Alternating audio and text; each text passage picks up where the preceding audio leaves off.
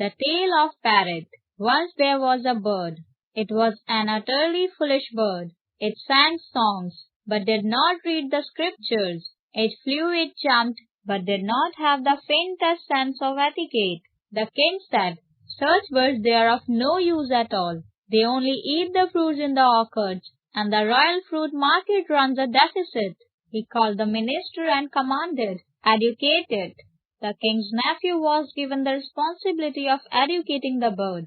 The scholars had long discussions, the subject being, what is the reason behind the foolishness of this creature? The conclusion was much learning could not be stored in the tiny nest that the birds could make with just chips and twigs. So first of all it was necessary to build a good cage for it. The scholars got amply rewarded and went home merrily. The goldsmith started building the cage. The cage turned out to be so exquisite that everyone under the sun rushed to see it. Some said, "Education indeed." Others said, "Education or no education, at least the bird has got the cage. What a lucky bird."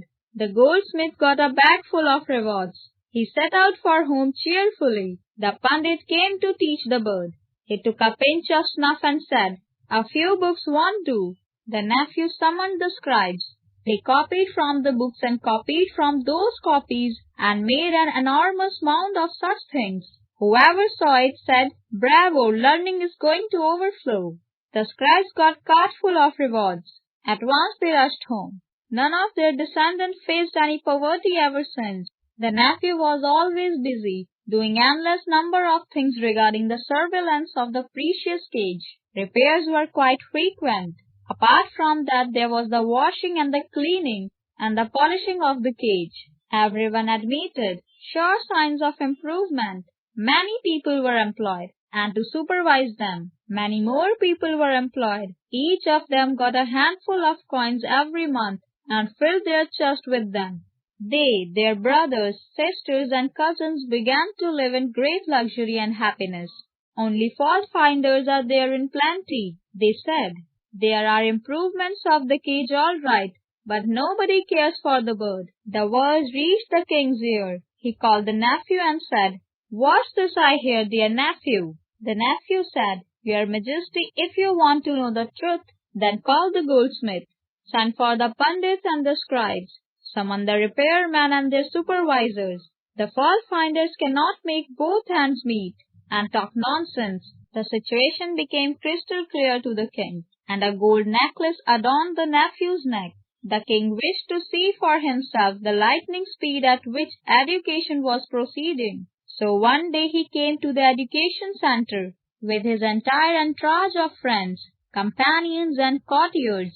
As soon as he reached the entrance, there arose a chorus of bells and drums, and harps and flutes, and lyres and lutes, and cellos and violins, and cymbals and mandolins, trombones and bassoons, harpsichords and clavichords.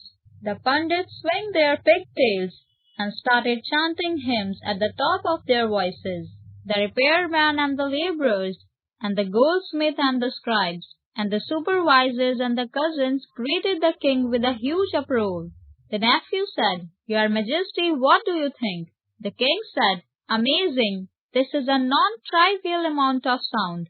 The nephew said, "It's not just the sound. There is also a non-trivial amount of money behind it." The king was extremely pleased. He started back. He came out of the front door and was about to ride his elephant, when a fault finder who had been hiding in a bush yelled, "Have you looked at the bird?" The king was startled. He said, "Oh, I forgot. I didn't see the bird after all." He went in once again and told the pundit, "I want to see your method of educating the bird." And he saw it. Very pleasing indeed. The method was so overwhelming compared to the bird that one could hardly notice the bird. It seemed it was rather irrelevant to look at the bird. The king understood that the arrangements were faultless.